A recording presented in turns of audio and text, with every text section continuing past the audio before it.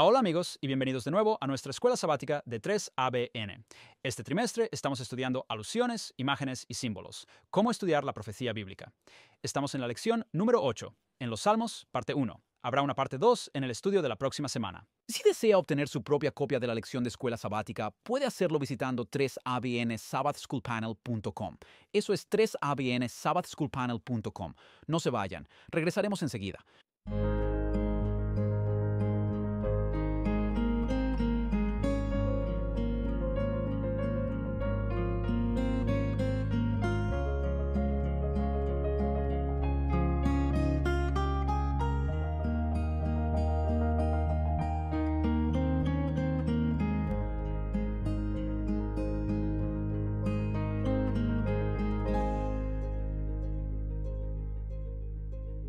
Hola amigos y bienvenidos a nuestro panel de escuela sabática. Nos alegra mucho que se hayan unido a nosotros. Estamos en la lección número 8 de los Salmos, primera parte. Y en esta lección vamos a ver los Salmos y cómo se relacionan con la profecía bíblica. De hecho, yo estaré viendo el santuario, pero el resto de nuestro panel estará viendo los Salmos. Quiero recordarte que puedes obtener nuestras notas porque mucho de lo que compartimos aquí no tenemos suficiente tiempo para compartir todo lo que tenemos en nuestras notas. Así que puedes obtener nuestras notas visitando 3abnsabbathschoolpanel.com. Ahí puedes hacer clic en la pequeña pestaña de arriba y registrarte. Y una vez que te registres una vez, recibirás nuestras notas perpetuamente. Así que solo tienes que hacerlo una vez y tendrás nuestras notas cada trimestre que hagamos lecciones de escuela sabática.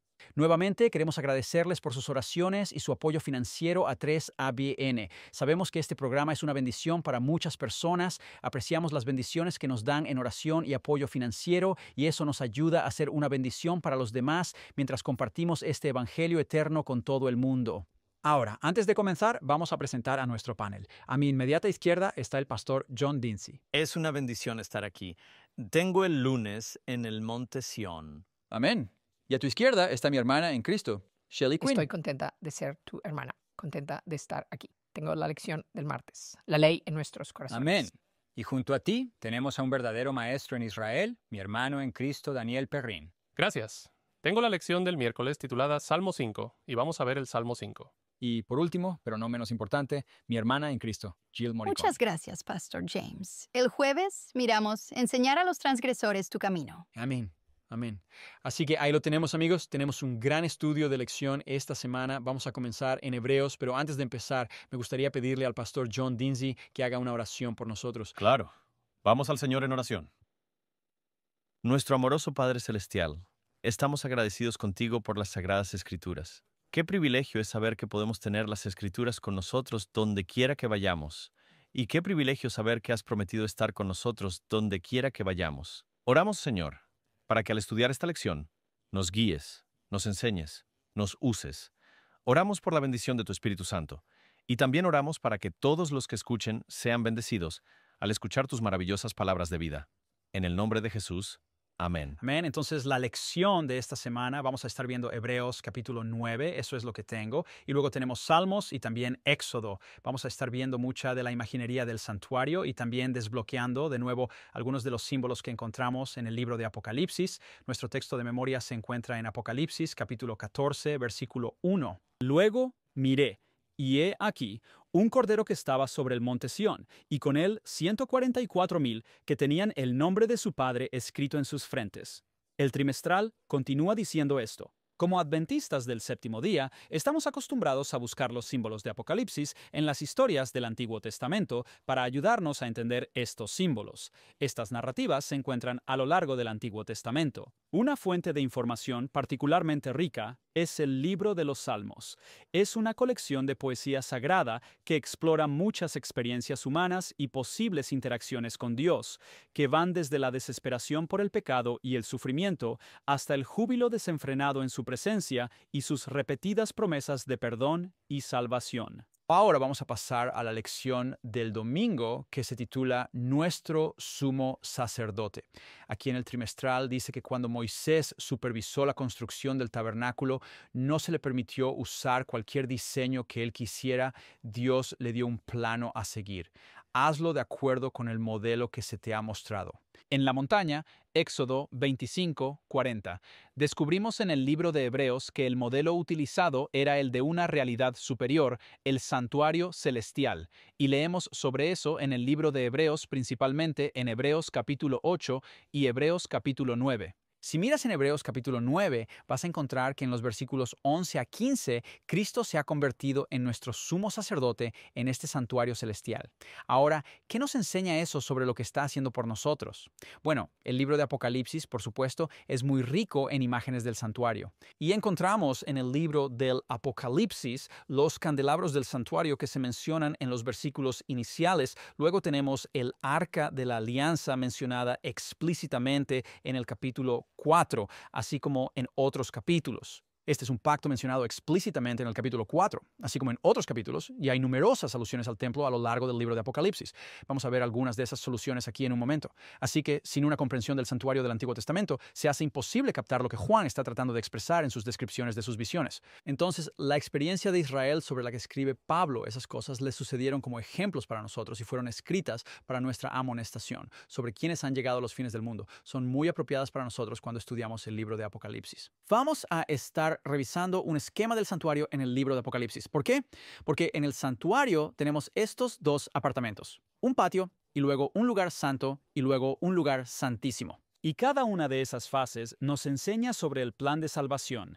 El atrio nos recuerda el sacrificio que hizo Cristo. De hecho, en Hebreos 13 se nos dice que Él vino a ese altar y fue sacrificado ahí fuera del campamento. Y luego tienes el lugar santo, donde el sacerdote ministraba y aplicaba la sangre del sacrificio en nombre de los pecadores arrepentidos. Y luego tienes el lugar santísimo, donde los sacerdotes iban una vez al año, en el día de la expiación, para finalizar la obra de expiación para el pueblo de Dios.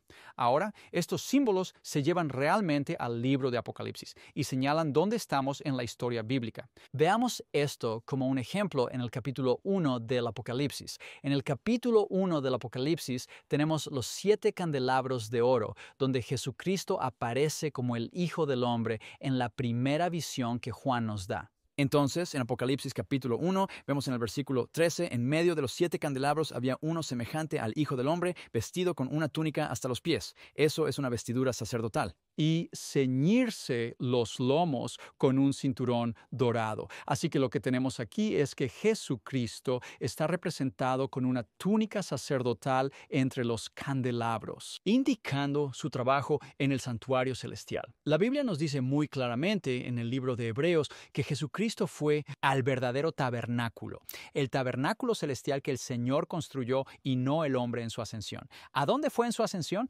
Bueno, cuando Juan, alrededor del año 90 después de Cristo, ve a Jesucristo, lo ve entre los candelabros, lo cual nos dice que está en qué parte del santuario celestial. ¿Alguien sabe? El primer apartamento, el lugar sagrado. Exactamente. Entonces, el libro de Apocalipsis realmente nos está indicando, porque hay un poco de controversia sobre esto. A veces la gente no está segura cuando lees el libro de Hebreos, tienes diferentes traducciones de la Biblia que a veces indican que está en el lugar más sagrado en su ascensión y otras indican que está en el lugar sagrado o en el santuario mismo. Realmente no estamos seguros. Bueno, el libro de Apocalipsis, escrito en el año 90 después de Cristo, probablemente el último libro escrito, aparte del Evangelio de Juan, por el apóstol Juan, realmente aclara esto para nosotros para que no haya confusión. Cuando Juan ve a Jesús, está entre los candelabros, lo que indica que está en el lugar santo. Está en el primer compartimiento. Una vez más, vemos esto repetido en el capítulo 4 del Apocalipsis. Ahora, el libro del Apocalipsis está estructurado de esta manera repetitiva y grande, así que realmente Juan está volviendo al capítulo 4 del Apocalipsis. A la era apostólica, él está de nuevo en visión justo después de las 7 iglesias. Es llamado a subir más alto inmediatamente. En el versículo 2 de Apocalipsis 4, está en el Espíritu y ve un trono en el cielo, uno que se sienta en el trono, y luego continúa en el contexto de esto diciendo que hay aquellos alrededor del trono, y Apocalipsis, en el capítulo 4, versículo 4 de Apocalipsis. Dije Hebreos, estoy en Apocalipsis 4:4, y luego dice en el versículo 5, y del trono salen relámpagos, truenos y voces, y había 7 lámparas de fuego quemando delante del trono. Y esto, por supuesto, es nuevamente una alusión al candelabro de 7 brazos, y nos está diciendo que está en el lugar sagrado del santuario celestial. ¿Ves lo mismo sucediendo otra vez en el capítulo 8 de Apocalipsis? Estamos comenzando otro ciclo profético. Tienes el ciclo de las 7 iglesias que nos lleva desde el tiempo de Juan hasta el fin del tiempo. Tienes el ciclo de los 7 sellos, llevándonos desde el tiempo de Juan hasta el fin del tiempo. Luego tienes el ciclo de las 7 trompetas, y las 7 trompetas comienzan en Apocalipsis, capítulo 8, en el versículo 2. Vi a 7 ángeles, y se les dio quien se paró ante Dios, y a ellos se les dieron 7 trompetas. Y otro ángel vino y se paró ante el altar con un incensario de oro, y se le dio mucho incienso para que lo ofreciera con las oraciones de los santos. Versículo 3. Sobre el altar de oro que estaba delante del trono. Ahora, el altar de oro también es un mueble que estaba en el lugar santo del santuario celestial. Entonces, al inicio de cada uno de estos ciclos, nos encontramos viendo una imagen de Cristo ministrando en el lugar santo, lo que confirma nuevamente lo que enseña Hebreos. Y por supuesto, todo el servicio del santuario enseña que Jesucristo comenzó su ministerio en el cielo, en el lugar santo, tal como nos enseña esta sombra del santuario terrenal. Ahora, al pasar al capítulo 11 del Apocalipsis, llegamos a una transición del ministerio que tiene lugar aquí en el versículo 19. Ahora, Apocalipsis 11, 19 es como el final de las 7 trompetas. Está representando la segunda venida de Jesucristo, pero hay un poco de una transición que ocurre aquí al pasar al capítulo 12 de Apocalipsis, porque eso va a resumir para nosotros toda la historia profética, que en realidad habla de la historia real. La historia profética es igual a la historia humana real. Y en Apocalipsis capítulo 11, versículo 19, tenemos el templo de Dios abierto en el cielo, y allí se ve el arca de su testamento en su templo. ¿Dónde se encuentra el arca de su testamento? ¿Lugar santo o lugar santísimo? Lugar santísimo. Así que ahora tenemos una transición en marcha. Nos estamos moviendo hacia el lugar santísimo. Y en el capítulo 12 de Apocalipsis tenemos la primera mención de los mandamientos de Dios. Los mandamientos de Dios se mencionan en Apocalipsis 12:17. ¿Y sabes por qué se mencionan en Apocalipsis 12:17 y no en Apocalipsis 11 o Apocalipsis 10 o Apocalipsis 9 o Apocalipsis 8 o Apocalipsis 7 o Apocalipsis 6? Porque ahora estamos entrando en el lugar santísimo. Así que por primera vez tenemos los 10 mandamientos mencionados nuevamente. Juan está utilizando imágenes del santuario para decirnos dónde está Jesucristo. Y una vez que llegamos a los capítulos 12, 13 y 14 de Apocalipsis, Jesucristo ha pasado del lugar santo al lugar santísimo. De hecho, en Apocalipsis capítulo 9 tenemos una mención de la imaginería del santuario. Apocalipsis capítulo 9 y versículo 12. Y el sexto ángel tocó la trompeta y oí una voz de los 4 cuernos del altar de oro que está delante de Dios. Bueno, los 4 cuernos del altar de oro son el altar del incienso, y eso está en el lugar santo. Así que toda la profecía que se describe aquí en el capítulo 9 de Apocalipsis todavía es anterior a 1844 en el tiempo del lugar santo. Y luego entramos en el lugar santísimo después del Apocalipsis capítulo 11, versículo 19, Apocalipsis capítulo 12, Apocalipsis capítulo 13, Apocalipsis capítulo 14.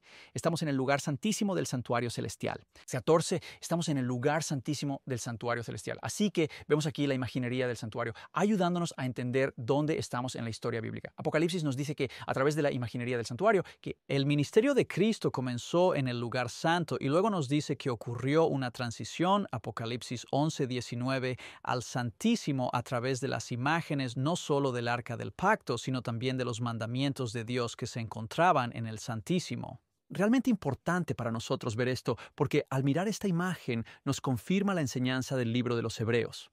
Por supuesto, esa enseñanza se confirma cuando haces un estudio del griego. Es realmente claro, y la Biblia del Rey Jaime enfatiza esto. Sabes que soy un fanático de la Caja Taubé, ¿verdad? Enfatiza que la palabra que se usa para el lugar más santo en el libro de Hebreos solo se usa una vez en Hebreos 9, y se usa para referirse al santuario terrenal. Después de eso, siempre es lugar santo. Terminología en el griego. La palabra que realmente se usa allí en el griego se duplica en Hebreos capítulo 9, hablando sobre el lugar santísimo. A partir de ese punto, se menciona en singular al referirse al lugar santo en el resto del libro de Hebreos. Así que Apocalipsis confirma lo que enseña Hebreos, y es importante para nosotros reconocer eso en relación con el lugar santo y el lugar santísimo del ministerio de Cristo en el santuario celestial. Amén. Alabado sea el Señor. Un mensaje poderoso, poderoso. Bueno, ahora pasamos al lunes en el Monte Sión. Mi nombre es John Dinsey y los invito a seguir mientras estamos en la lección leyendo desde la primera parte. Dice en Apocalipsis 14, encontramos al pueblo de Dios de pie en el monte Sión. ¿Sabes? El monte Sión estaba ubicado justo al oeste de la antigua ciudad de Jerusalén hoy en día y se consideraba la sede del trono de Dios o su presencia entre su pueblo. Con el tiempo, el monte del templo, ubicado en el monte Moria, también se identificó con el monte Sión.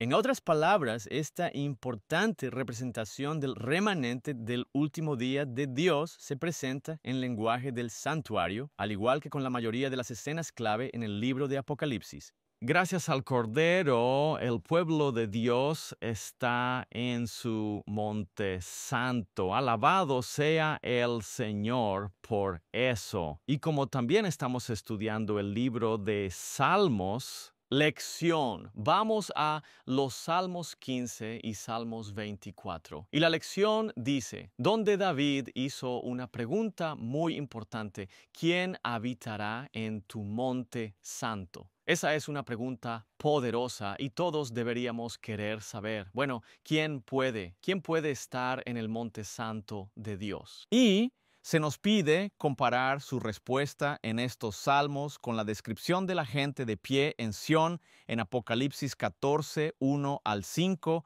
y vamos a llegar allí por la gracia de Dios. Vayamos y comencemos leyendo en Salmos 15, versículo 1. Señor, ¿quién habitará en tu tabernáculo? ¿Quién morará en tu monte santo? La respuesta viene. El que anda en integridad y hace justicia y habla verdad en su corazón. Eso también está en la mente. Bueno, ¿cómo respondemos a esa pregunta? Bueno, todos estamos descalificados según la Biblia. Todos estamos descalificados. No podemos estar allí porque en Romanos capítulo 3, comenzando en el versículo 10, dice, como está escrito, no hay justo ni uno solo, no hay nadie que entienda. No hay nadie que busque a Dios. Todos se apartaron, se hicieron inútiles. No hay nadie que haga el bien. No, ni uno solo. Entonces, ¿quién puede estar en el monte santo de Dios? Es interesante que en el capítulo 12, versículo 17 del Apocalipsis, al que el pastor James hizo referencia, hay personas que están cumpliendo los mandamientos de Dios. Vamos a leerlo. Y el dragón se enfureció contra la mujer y fue a hacer guerra contra el resto de su descendencia, los que cumplen los mandamientos de Dios y tienen el testimonio de Jesucristo. Bueno, leímos en el capítulo 3 de Romanos, no hay ninguno. Nadie busca el bien. Tiene que haber un cambio en el corazón. Debemos entregarnos a Jesucristo y permitir que Él obre en nosotros para querer y hacer su buena voluntad. Solo cuando permitimos que Cristo esté en nosotros, recuerda que Jesús dijo en Juan capítulo 15, sin mí nada podéis hacer. Así que todas estas cosas maravillosas que leemos en el Salmo 15 solo se pueden hacer a través de Jesucristo. Volvamos al Salmo 15. Ahora estamos en el versículo 3. El que no difama con su lengua, ni hace mal a su prójimo, ni toma reproche contra su amigo. Esas son las personas que no pueden habitar y estar en el tabernáculo de Dios y morar en su monte santo. ¿Quieres estar allí? Debes entregarte al Señor Jesucristo. Solo entonces, porque es por gracia que somos salvos y no por nosotros mismos. La Biblia nos señala en Isaías 64 que lo mejor que podemos hacer, toda nuestra justicia, es como trapos de inmundicia. Solo la justicia de Jesucristo puede darnos la oportunidad de estar allí, y esto lo ofrece a todos. Ahora tienes la oportunidad. ¿Sí? Tú puedes mirarte a ti mismo y decir, oh, no hay manera de que lo logre. Alabado sea el Señor, Jesús ha hecho el camino para ti. Tienes la garantía en Jesucristo al entregarte a Él. Continuamos ahora en el Salmo 24. Y de nuevo, vamos al versículo 3. ¿Quién subirá al monte del Señor? ¿O quién estará en su lugar santo? El que tiene manos limpias y un corazón puro, que no ha elevado su alma a un ídolo, ni ha jurado engañosamente. Alabado sea Dios, que puede limpiarnos de toda injusticia. Y así es como podemos tener manos limpias y un corazón puro, solo a través de Jesucristo. Alabado sea Dios que puede limpiarnos de toda injusticia. Y así es como podemos tener manos limpias y un corazón puro. Salmos 24, versículo 5. Observa lo que dice. Él recibirá bendición del Señor. ¿Qué más recibirá? Y justicia del Dios de su salvación. Aquí es donde se encuentra la justicia, en Jesucristo. Deja de intentar hacerlo por tu cuenta. Tienes que entregarte al Señor Jesucristo. Y el capítulo 5, versículo 21 de la segunda carta a los Corintios nos ayuda a entender esto. Observa esto. Porque al que no conoció pecado, lo hizo pecado por nosotros. Jesús tomó nuestro lugar y cargó con tanto pecado del mundo que es como si Él se volviera pecado por nosotros. ¿Por qué? Para que podamos convertirnos en la justicia de Dios en Él. ¡Wow! Por gracia.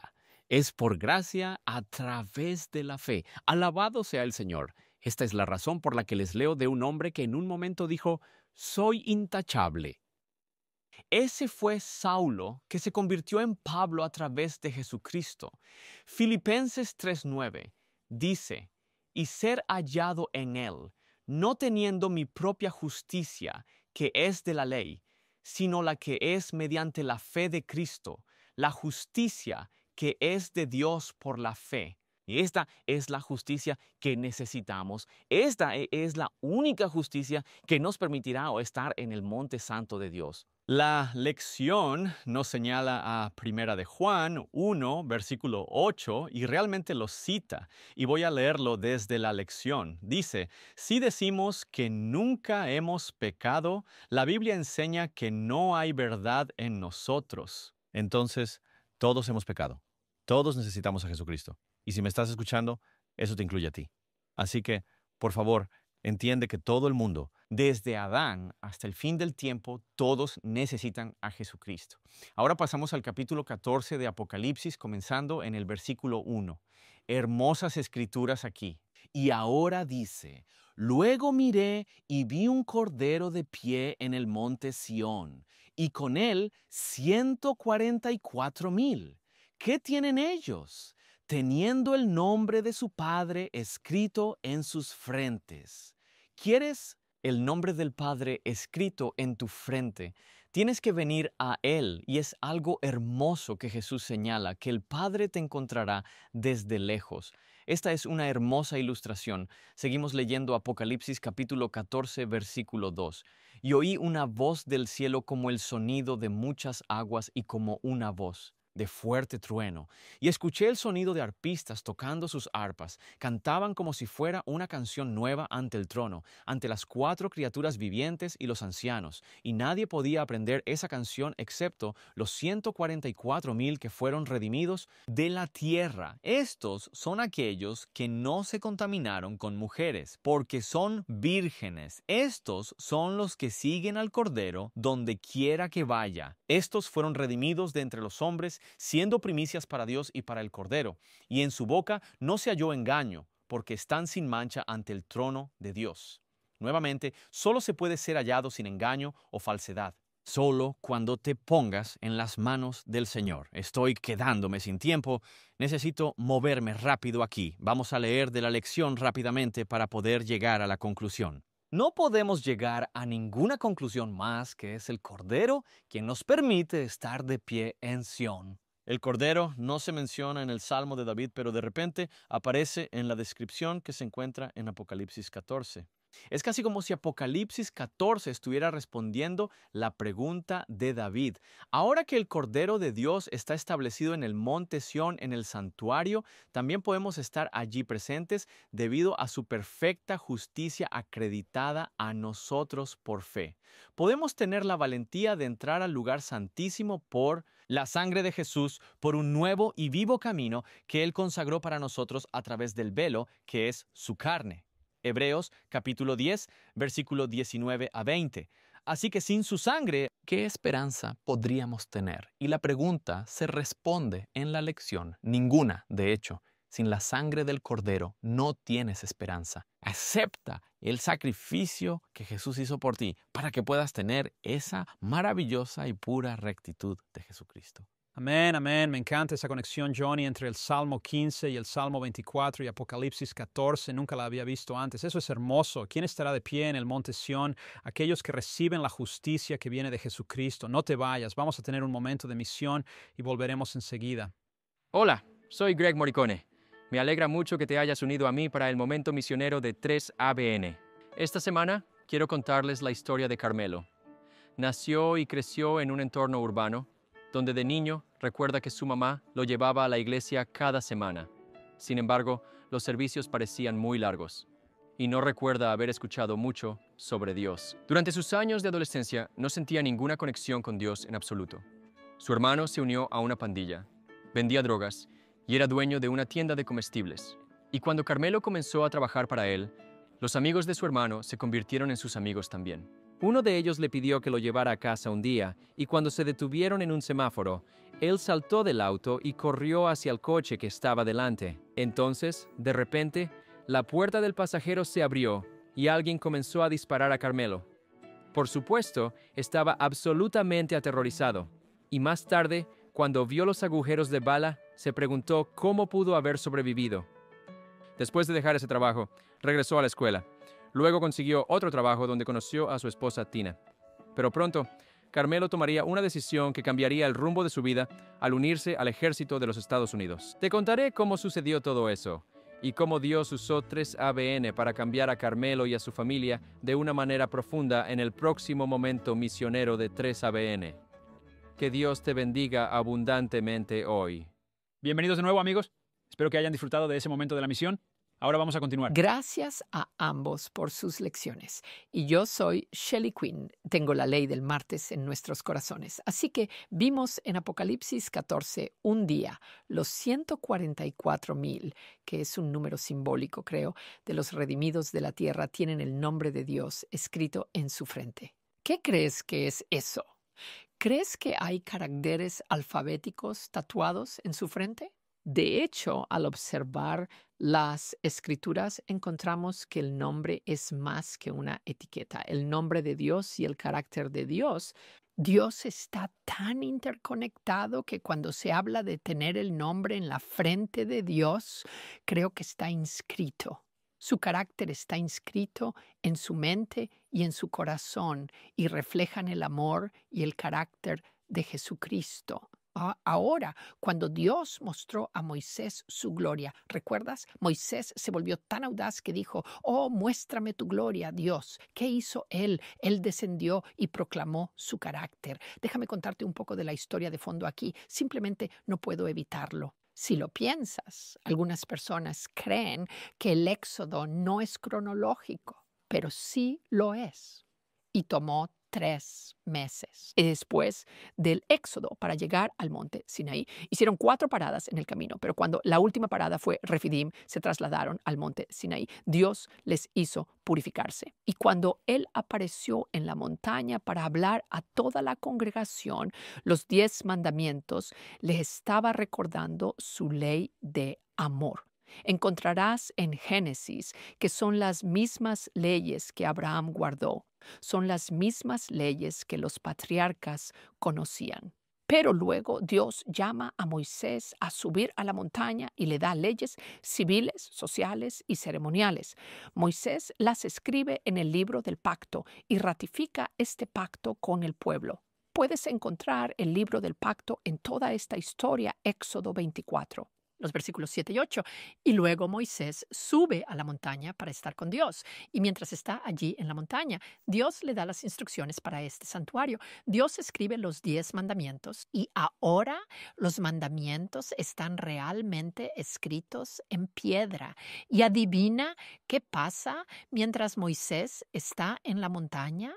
La gente, Moisés, estuvo allí 40 días. Haznos un ídolo, danos un pagano. Y entonces hacen este becerro de oro. Aarón hace este becerro de oro y cuando ahora Dios lo sabía, Dios sabía que mientras estaba allí de repente su actitud cambia. Moisés está recibiendo las tablas. ¿Cuáles son las consecuencias del pecado? La muerte. Pero Moisés intercede por ellos. Y en resumen, el pacto se ha roto. ya no están en pacto con Dios. Entonces, mientras Moisés intercede con su fidelidad a las promesas del pacto, Dios dice, está bien, su gente irá a la tierra prometida. No voy a ir con ustedes, sin embargo. Enviaré un ángel. No el ángel, no Jesucristo, pero enviaré un ángel, porque tengo miedo de que si estoy allí, la próxima vez que pequen, mi santidad los consumirá.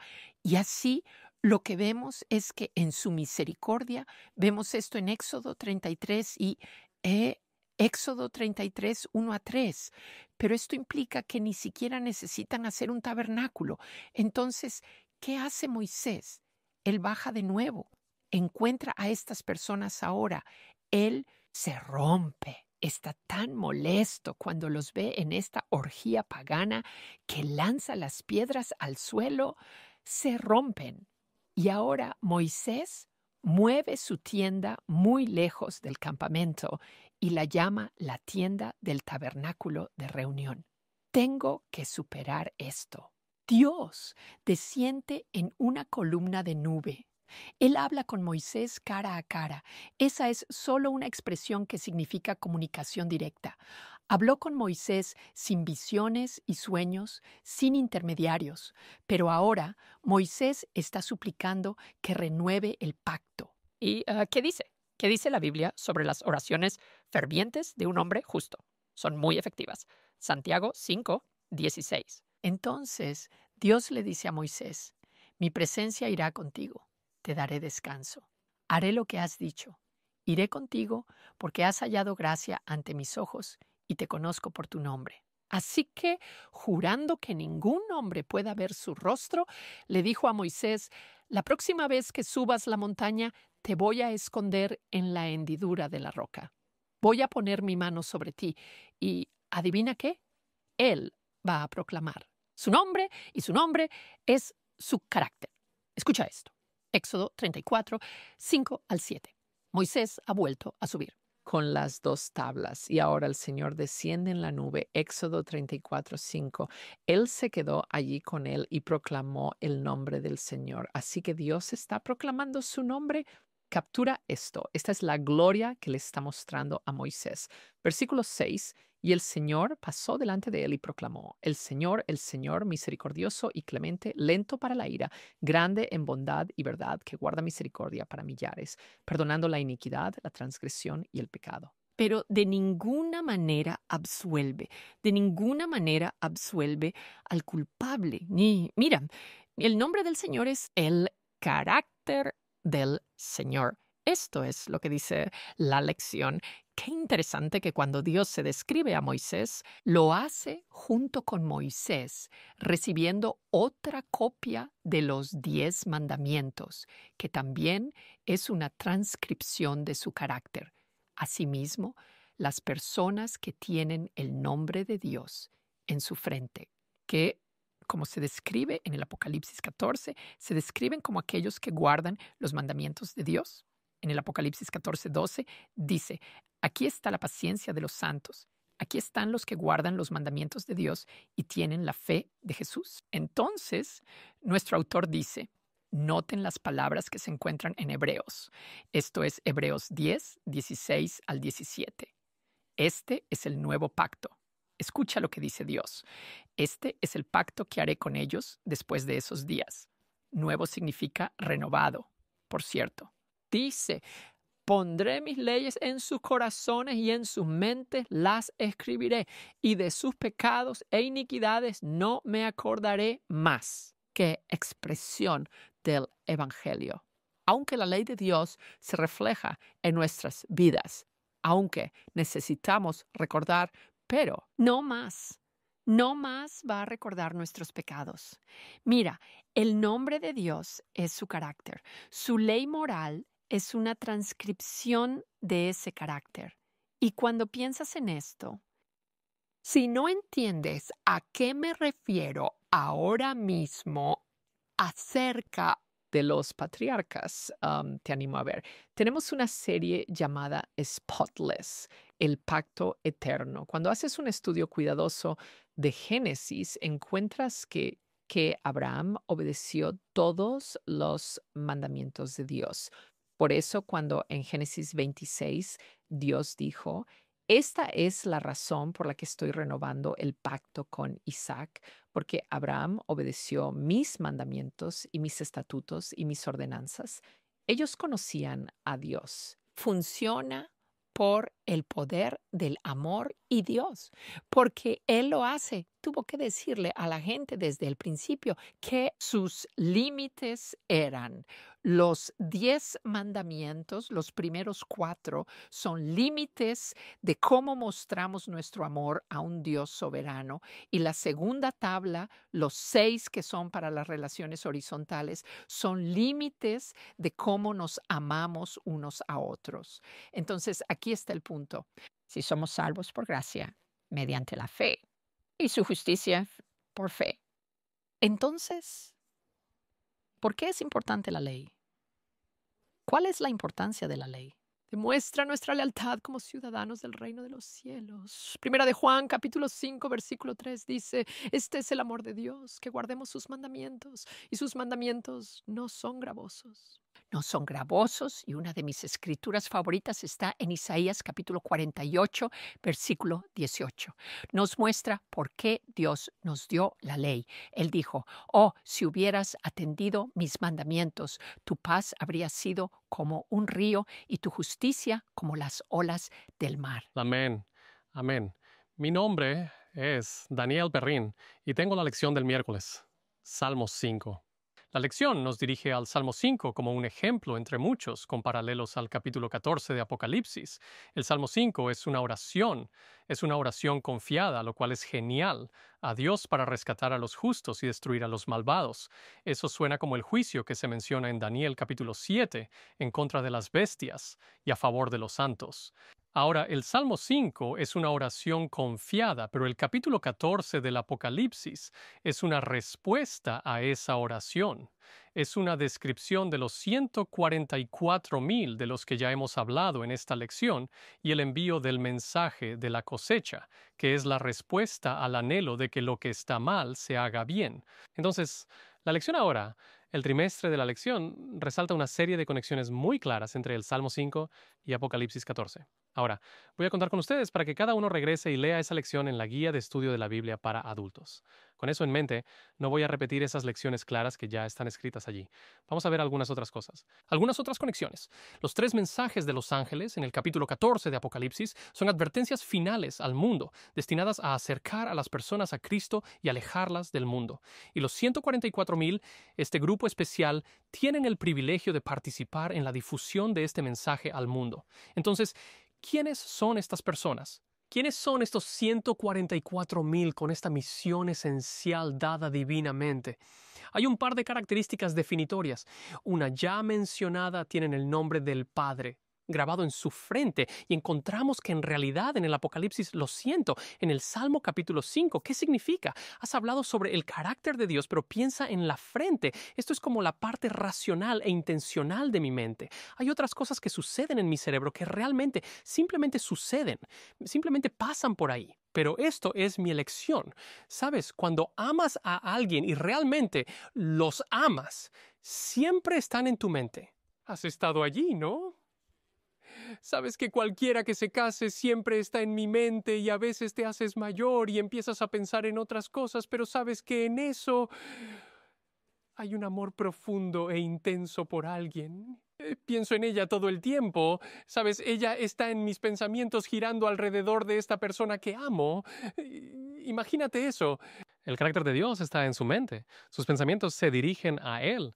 Y, por supuesto, cuando tú, en lo que piensas, es en lo que empiezas a imitar, en lo que comienzas a parecerte. La otra característica definitoria que encontramos en el Apocalipsis 14, versículo 4, es que están siguiendo al Cordero donde quiera que Él vaya, y ese Cordero es Jesús. Entonces ves esta imagen. Sus pensamientos están hacia el Padre, sus acciones están hacia el Cordero. Y Jesús dijo en Juan 10, 30, yo y mi Padre somos uno.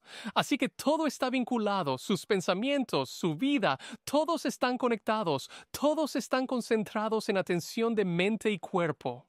todo orientado hacia el Padre y el Hijo y el Espíritu Santo llenándolos también. Esta es una imagen de cómo es estar sellado por el Espíritu Santo. Sus pensamientos son de Dios, su vida lo refleja, son adoradores de Dios en espíritu y en verdad, dentro y fuera.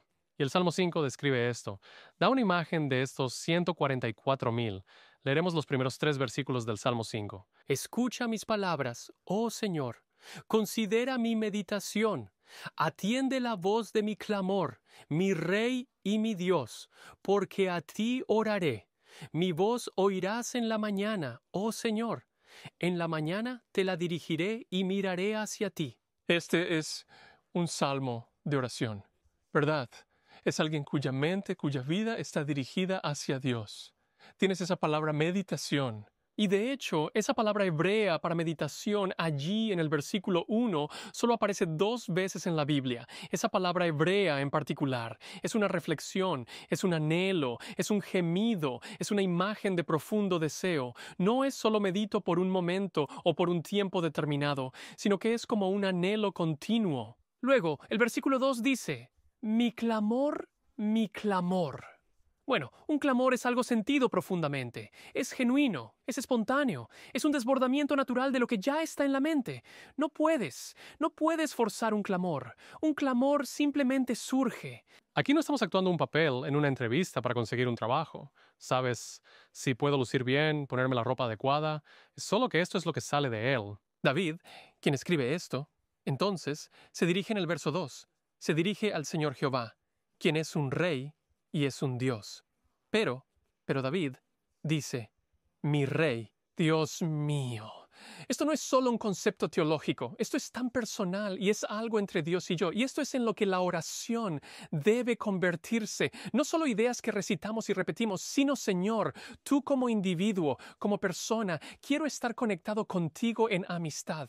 David, curiosamente, él es un rey y sin embargo, él mira a Dios y dice, mi Rey, mi Rey. Tan a menudo queremos ser reyes de nuestra propia vida, ¿verdad? Quiero hacerlo a mi manera, pero él dice, someto todos mis deseos, todo mi gobierno está subordinado a ti. Cualquier cosa que me hayas dado de la que estoy a cargo, realmente tú estás a cargo y quiero hacerlo a tu manera. En el versículo 2 dice, a ti oraré. Ahora, otros pueden vivir sin oración, o eso dicen, piensan, pero no los 144,000. No viven sin oración. La oración es parte de su vida y hablan directamente con Dios. A ti rezo, sin intermediarios. Las palabras de nadie más van a ser mejores si de alguna manera puedo conseguir que alguien más rece por mí, y es bueno orar el uno por el otro y buscar las oraciones de los demás, pero venimos a Dios en oración. Puedes identificar a los 144,000 por esto. Su oración no está centrada en ellos mismos. Y gran parte de nuestras oraciones, y Dios quiere escuchar todo lo que sucede en nuestra vida, pero gran parte de nuestras oraciones es, Señor, necesito esto, yo quiero arreglar esto, pero estos 144,000 están consumidos con su carácter, su voluntad. Señor, ¿cuál es tu voluntad para mí? Quiero escucharla. El versículo 3 dice, mi voz escucharás por la mañana, oh Señor. Esta es una vida de oración regular. Esas horas de la mañana son tan preciosas, cuando todo está tranquilo y en silencio, cuando nada más interrumpe. Es genial como padre levantarse antes que los niños. ¿Sí? Señor, este es mi tiempo contigo. Jesús hizo esto, ¿verdad? Marcos 1:35 dice, por la mañana, mucho antes del amanecer, se levantó, salió y oró. Sabes, el Salmo 4 fue una oración de la noche. Los problemas del día no parecían resueltos para David, tal vez, pero él dice en el Salmo 4, versículo 8, me acostaré en paz y dormiré. Porque solo tú, oh Señor, me haces vivir seguro. Puedo irme a la cama. Puedo irme a la cama y confiar en Dios porque Él me va a despertar y tan pronto como lo haga, volveré a hablar con Él. Y eso es lo que es el Salmo 5, en la mañana. El siguiente versículo dice, dirigiré mi oración a ti.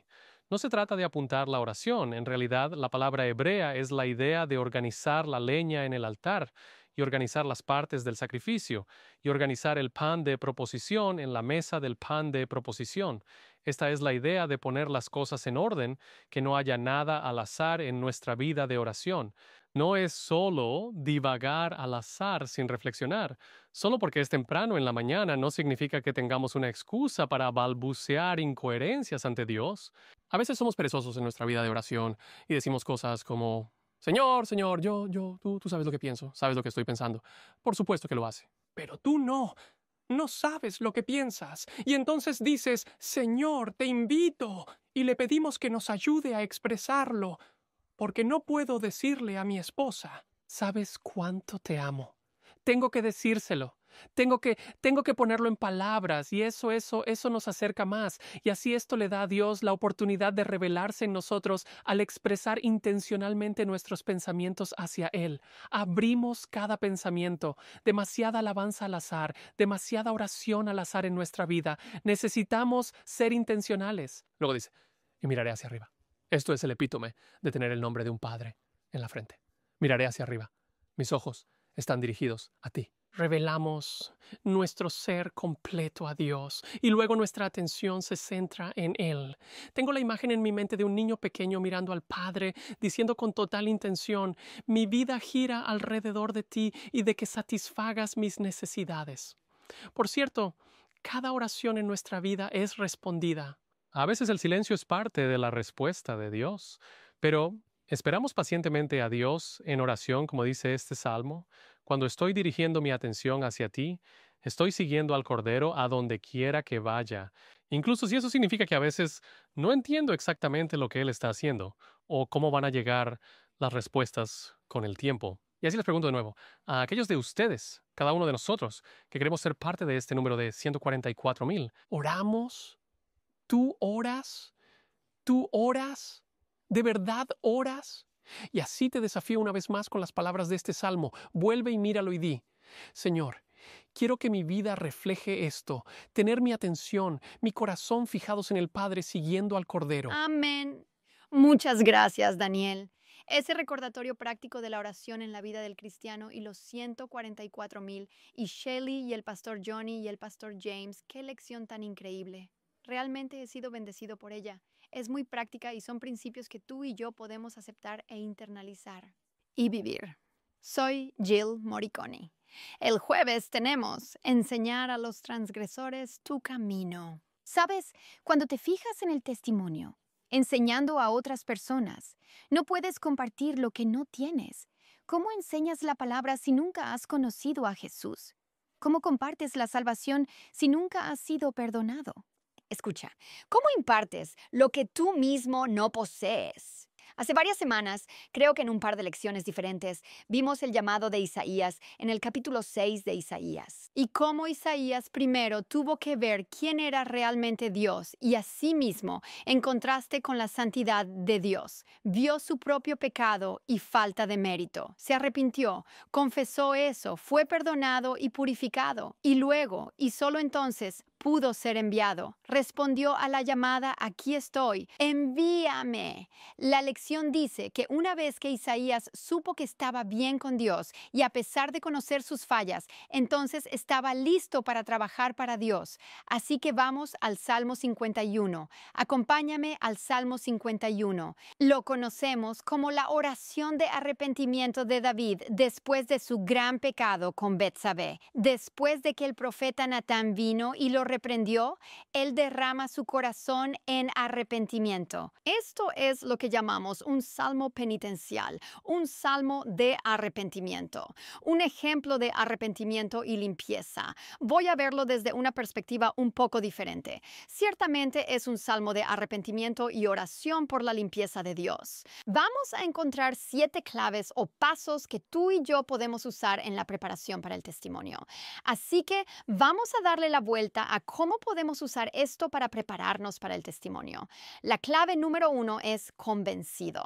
Reconocer el pecado y desear la purificación. Estamos en el Salmo 51, versículo 7. Purifícame con hisopo y seré limpio. Lávame y seré más blanco que la nieve. Sabes, a menudo cuando testificamos pensamos, voy a empezar con el sábado, simplemente voy a presentar el sábado, o voy a empezar con el estado de los muertos, o voy a empezar aquí. El primer paso al presenciar hay un reconocimiento de mi propio pecado, reconocimiento de mi necesidad de un Salvador, reconocimiento de que necesito limpiarme a mí mismo. Purifícame con hisopo. La palabra para limpiar tiene un significado literal. Libérame de mi pecado. Me encanta eso. Libérame del pecado. Purifícame con hisopo. Y tú dices, espera un minuto. Pensé que era la sangre de Jesús la que nos limpia de todo pecado. Se usó hisopo. Puedes leer sobre ello en Levítico y Números. Era una planta utilizada en rituales de limpieza, pero la mojaban en sangre y la aplicaban. Así que la sangre todavía está conectada allí. En Hebreos capítulo 9, versículos 12 al 14. No con la sangre de cabras y becerros, pero con su propia sangre entró al lugar santísimo una vez para siempre, habiendo obtenido redención eterna. Si miras el versículo 14, cuánto más que la sangre de toros y cabras será la sangre de Cristo Jesús, quien, a través del Espíritu Eterno, se ofreció sin mancha a Dios, cuánto más limpiará tu conciencia de obras muertas para servir al Dios viviente. Así que el primer paso o clave para testificar es estar convencido y reconocer tu propio pecado. Segundo paso, limpiados. Pasamos de la convicción a la limpieza. Recibimos ese perdón. Todavía estamos en el Salmo 51. El siguiente versículo aquí es el versículo 9. Esconde tu rostro de mis pecados y borra todas mis iniquidades. Borrar, limpiar, borrar completamente. Oh, literal. Verás, una vez que hemos recibido el perdón y la gracia, tú y yo podemos enseñar sobre ello. Tú y yo podemos hablar sobre ello. Así que primero fuimos convencidos. El Espíritu Santo trae convicción al corazón de nuestro pecado. Luego nos arrepentimos y experimentamos la purificación de Jesús. Tercer paso, creado. Estamos en el versículo 10. Crea en mí un corazón limpio, oh Dios, y renueva un espíritu firme dentro de mí. Me encanta esa palabra crear. He hablado de ella antes. Creo que es una de mis palabras hebreas favoritas, bara, y se utiliza para describir la actividad de Dios de crear algo de la nada. Y siempre se usa cuando Dios es el sujeto. Es la misma palabra que se usa en Génesis 1. En el principio Dios creó, Dios bara. Los cielos y la tierra. Solo Dios puede hacer algo de la nada. Solo Dios puede tomar nuestros corazones que estaban muertos en delitos y pecados. Solo Dios puede tomar un corazón sucio, inmundo y crear en él limpieza y pureza y santidad. Vayamos al número 4. Cambiado.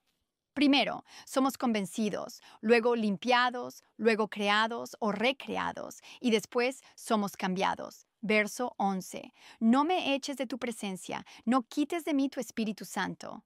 La manera en que tú y yo podemos ser transformados a la imagen de Jesús es si permitimos que el Espíritu Santo habite en nosotros. Cristo habitaría en nosotros a través del poder del Espíritu Santo. Es rendirse a Él, permitir que Él viva dentro de nosotros y tomar esas decisiones y elecciones cuando Él llama a nuestro corazón. El siguiente, número 5, contento. En otras palabras, lleno de su alegría. Estamos en el verso 12. Devuélveme la alegría de tu salvación y sosténme por tu generoso espíritu. ¿Ves alegría? Viene del perdón. No más conciencias culpables. Alegría viene de la unidad con Cristo, de la unión con Cristo, caminando en unidad. Nada entre yo y Jesús. La alegría proviene de la presencia de Jesús en la vida de un creyente. La alegría del Señor será tu fortaleza. Así que pídele a Dios que te restaure esa alegría. ¿Alguna vez has visto a un cristiano infeliz? ¿Alguna vez te ha dado testimonio un cristiano infeliz? Alguien que diga, oh Daniel, ¿realmente necesitas esto? ¿Lo querrías? Por supuesto que no. La alegría anima a otras personas a decir que quiero lo que tienes. Número 6. Llamado. Después de que todo lo demás haya ocurrido, tú y yo estamos llamados a proclamar el Evangelio. En el verso 13, ¿cuál es esa palabra? Entonces, después de eso enseñaré a los transgresores tus caminos. Y los pecadores se convertirán a ti. En otras palabras, una vez que somos convictos de nuestro pecado, una vez que somos limpiados por la sangre de Jesús, una vez que somos creados o Él crea en nosotros un nuevo corazón, una vez que somos cambiados y llenos del Espíritu Santo, una vez que estamos contentos o llenos de su gozo, entonces tenemos algo de lo que ser testigos y luego queremos ser testigos. Escuchen El Camino a Cristo en la página 78. Elena White dice esto tan pronto como: cuando uno viene a Cristo, nace en su corazón el deseo de dar a conocer a otros el amigo tan precioso que ha encontrado en Jesús. La verdad salvadora y santificadora no puede quedar encerrada en su corazón. Si estamos revestidos con la justicia de Cristo y llenos del gozo de su espíritu interior, no podremos callarnos. Si hemos probado y visto que el Señor es bueno, tendremos algo que contar. Como Felipe cuando encontró al Salvador, invitaremos a otros a su presencia. Quiero decirles hoy, si usted y yo, si no tenemos un deseo por las almas, eso significa que no hemos cambiado. Eso significa que no hemos conocido a Jesús. Eso significa que no lo hemos experimentado. Estuvimos hablando en esta lección sobre el Apocalipsis 14 y el pueblo de Dios, las 144,000 personas que están de pie en el monte Sión como seguidores redimidos del Cordero. No hay engaño en sus bocas. Están equipados para compartir los mensajes de los 3 ángeles. Están equipados para proclamar el Evangelio. Y finalmente, paso número 7. Elegidos. Somos elegidos para alabarlo. Miren los versículos 14 y 15. Elegidos. Somos elegidos para alabarlo. Mira los versículos 14 y 15. Líbrame de la culpa de derramamiento de sangre, oh Dios, el Dios de mi salvación. Mi lengua cantará en voz alta tu justicia. Oh Señor, mis labios y mi boca. ¿Qué? Proclamarán tu alabanza. Testifica sobre la bondad de Dios. Alábalo por lo que ha hecho y por lo que puede hacer. Dale gracias por quien es Él. Me encantan Apocalipsis 4 y 5. Esas experiencias en la sala del trono, la alabanza, la adoración. Digno eres, oh Señor, porque nos has redimido. Alaba a Dios. Cuando alabas, otras personas quieren conocer y descubrir al Dios que sirves. Amén, amén. Gracias, Jill. Así que tenemos muchas verdades prácticas hermosas al mirar las profecías de la Biblia y ver cómo se correlacionan con el resto de la Escritura. Nos quedan solo unos minutos más y vamos a tener algunas reflexiones finales. Gracias, Pastor James. Entonces, a la pregunta, ¿quién puede morar en su santo monte? Podemos responder, yo puedo, por la gracia del Señor Jesucristo. Tú puedes, por la gracia del Señor Jesucristo. Aleluya, amén. La ley en nuestro corazón es la transcripción. La ley era una transcripción del carácter de Dios, o es la transcripción cuando está en nuestro corazón. Lo reflejamos Salmo 37, versículos 30 y 31. La boca del justo habla sabiduría. Su lengua habla de justicia. La ley de Dios está en su corazón y ninguno de sus pasos resbalará. Amén. El Salmo 5, 7 al 8 ofrece una imagen continua de los redimidos. Pero yo, por la abundancia de tu misericordia, entraré en tu casa. En tu temor adoraré hacia tu santo templo. Guíame, oh Señor, en tu justicia por causa de mis enemigos. Endereza delante de mí tu camino. Mientras miramos enseñar a los transgresores tus caminos, creo que el regalo de la redención es una cosa hermosa, que la sangre de Jesús puede cambiarnos, puede limpiarnos, y luego el poder de Jesús a través del Espíritu que habita en nosotros puede cambiarnos. Qué regalo tan increíble tú y yo tenemos la oportunidad de recibir, y luego extender eso, comparte eso con las personas dentro de tu esfera de influencia. No te desanimes si dicen, no estoy seguro sobre esto. Ora, preséntalo ante el Señor y Él te usará como su testigo. Amén. Amén. Ahora es el momento, amigos, de hacer eso. Saben, en el capítulo 15 del Apocalipsis se nos dice sobre el arca del testimonio siendo revelada nuevamente en el cielo. Entonces, de nuevo, estamos en la última fase del ministerio de Cristo en el santuario celestial, capítulo 15 de Apocalipsis. Y luego nos dice que los 7 ángeles con las 7 últimas plagas van a salir de ese testamento. Y luego dice en el capítulo 15 de Apocalipsis, versículo 8, y el templo se llenó de la gloria de Dios y de su poder. Y nadie pudo entrar en el templo hasta que se cumplieron las 7 últimas plagas de los 7 ángeles. Ahora mismo esas plagas están siendo retenidas. Ahora mismo los 4 vientos están siendo retenidos. Tenemos un mediador en el santuario celestial, en el lugar santísimo del santuario celestial. Ahora es el momento de aprovechar este don de la salvación, de la justicia de Jesucristo. Ahora es el momento de entrar en ese templo por fe, en ese lugar santísimo por fe y suplicar la sangre de Jesucristo, la vida y la muerte de Jesucristo en tu favor. E intercedan con la sangre de Jesucristo, la vida y muerte de Jesucristo en su nombre. Sabes, la próxima semana semana continuaremos con este tema. Acabamos de hacer la primera parte de los Salmos. Bueno, la próxima semana estaremos en la segunda parte de los Salmos. Así que queremos asegurarnos de animarte a unirte a nosotros. Ahora mismo vamos a salir con una palabra de oración. Padre Celestial, gracias una vez más por cada uno y cada uno. La perspicacia y la verdad, este mensaje del Evangelio que nos has dado a cada uno de nuestros oyentes. Por favor, continúa bendiciéndolos. Bendícenos. Dios, orienta nuestros corazones al cielo. Ayúdanos a estar firmes en esa montaña con Jesús, siguiéndolo donde quiera que vaya. Pedimos y oramos en el nombre de Jesús. Amén. Amén.